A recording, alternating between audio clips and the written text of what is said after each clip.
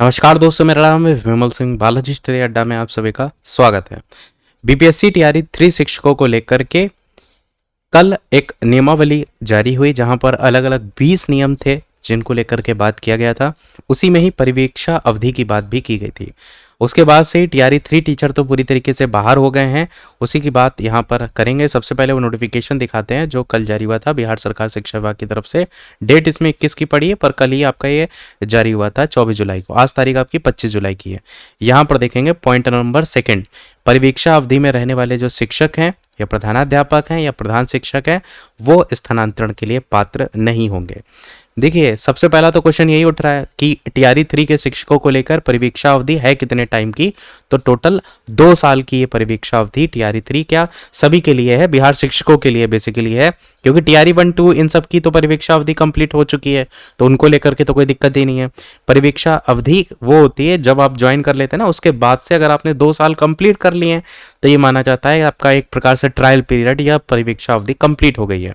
परंतु टीआरई 3 शिक्षकों को लेकर ये कंप्लीट नहीं हुई है।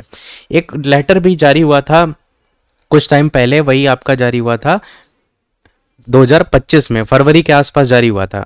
वहां पर 2 साल से घटाकर 1 साल परिवीक्षा अवधि से संबंधित एक लेटर वायरल हुआ था। पर वो लेटर थोड़ा सा आपको कंफ्यूज कर सकता है। वो एक्चुअल में जो लेटर था वो बिहार सरकार का जो सामान्य प्रशासन विभाग है उसने जारी किया था। बिहार सरकारी सेवक की जो परिवीक्षा अवधि है उसमें नियमावली 2025 जारी की थी, और उसमें आयोग ने जो सीधी भर्ती से जो नियुक्त होने वाले सामान्य सरकारी सेवक होते हैं उनका प्रोबेशन 2 साल से पीरियड घटाकर 1 साल कर दिया था। किसको किया गया था? जो सीधी भर्ती से नियुक्त होने वाले सामान्य सरकारी सेवक हैं।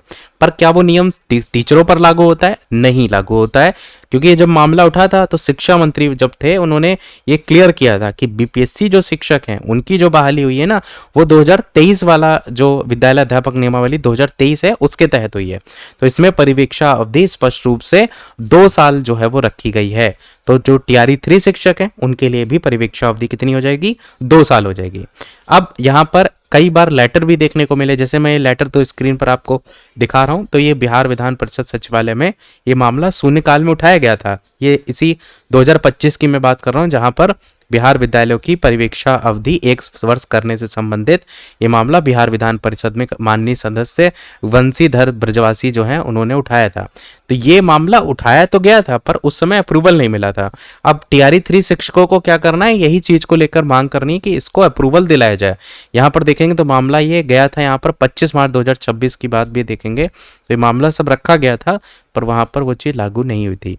अब यहाँ पर आज के न्यूज़पेपर की भी थोड़ा सा न्यूज़ अपडेट की बात कर लेते हैं। ये है आज के न्यूज़पेपर की अपडेट, जहां पर परिवीक्षा अवधि वाले शिक्षकों को भी स्थानांतरण की सुविधा की मांग की गई है, जिसमें प्रधान शिक्षक, शिक्षक संघर्ष मोर्चा और बीपीएससी अध्यापक संघ ने परिवीक्षा अवधि वाले जो शिक्षक हैं उनको भी स्थानांतरण की सुविधा देने की मांग राज्य सरकार से की है। प्रधान शिक्षक संघर्ष मोर्चा के संयोजक हैं संजीव कुमार कामत। इन्होंने कहा है कि परिवीक्षा अवधि वाले जो शिक्षक हैं, प्रधान शिक्षक हैं और प्रधानाध्यापक हैं, उनको वर्तमान स्थानांतरण प्रक्रिया में शामिल करने के लिए पुनर्विचार किया जाना चाहिए। संगठन ने यह भी कहा है कि विद्यालय में उपलब्ध वर्ग कक्षों की संख्या के आधार पर शिक्षकों का प्रतिस्थापन करने की नीति शिक्षा का अधिकार अधिनियम तथा नई शिक्षा नीति की मूल भावना के अनुरूप नहीं है।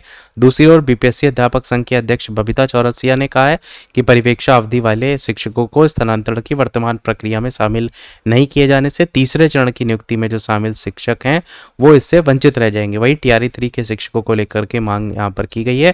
तो इसके लिए संगठन ने मानक संचालन प्रक्रिया में संशोधन, वही मानक संचालन प्रक्रिया वही है, एसओपी की बात हो रही है, इसमें संशोधन की मांग की है।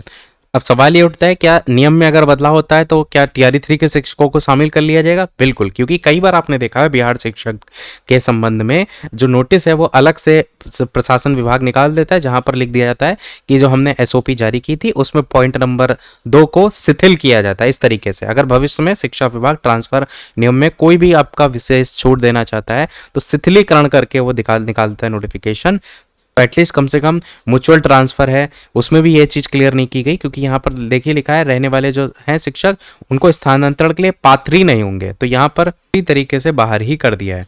बाकी ट्विटर अभियान भी इस पे चलाए जाने को लेकर के देखने को मिल रहा है, जिसको अपडेट कल तक हम आपको मॉर्निंग में जो है वो दे देंगे। कल ही जहाँ तक कि देखने को जो है ये इसका ट्विटर अभियान भी देखने को मिल रहा है, ताकि ज़्यादा से ज़्यादा लोग की बात जो है वो पहुँच सके। बाकी यदि आपका कोई प्रश्न हो कमेंट में पूछ लीजिएगा, वीडियो लाइक से सब्सक्राइब कीजिएगा। मिलते हैं अगले अपडेट में, तब तक के लिए सभी को नमस्कार, जय हिंद।